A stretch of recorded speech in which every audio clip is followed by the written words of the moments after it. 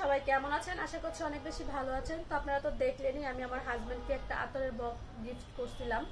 তার জন্য সে আমাকে মানে অনেকদিন ধরে বলতেছিলাম যে আমাকে একটু গহনা কিনে দেন, গহনা কিনে দেন। তার জন্য সে বলছে আচ্ছা ঠিক আছে গহনা কিনে দিব।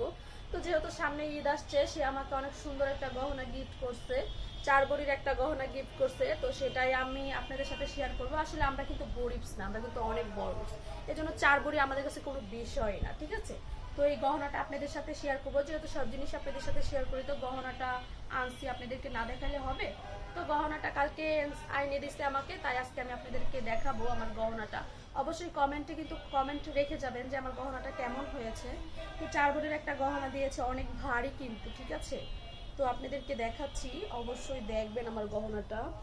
এই যে আমার গহনাটা অনেক দামি। এই যে এটা হলো কানের দুল দুটা, এটা হলো মাথার টিকলি, আর এটা হলো গলার হার। তো গহনাটা কিন্তু অনেক দামি, ঠিক আছে।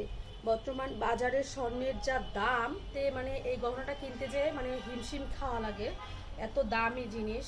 তো তাও আপনাদের সাথে শেয়ার করতেছি, জানি না আবার কোনো ডাকাত টাকাত কি আমার বাসায় চলে আসে নাকি, আল্লাহ মাহবুব জানি। থাক, আপনারা কিন্তু অবশ্যই মানে আবার শেয়ার টিয়ার করে দিয়েন না ভিডিও, তাহলে কিন্তু আবার ডাকাত টাকাত চলে আসবে। আমি চাই না আমার বাসায় কোনো ডাকাত আসুক। তো দেখতেই পারতেছেন আমার গহনাটা। তো আমি আপনাদেরকে একটু পরে দেখাবো গহনাটা আসলে কেমন লাগে আমাকে পরলে, যেহেতু অনেক এক্সপেন্সিভ জিনিস, সেটা তো আপনাদেরকে একটু দেখাবো।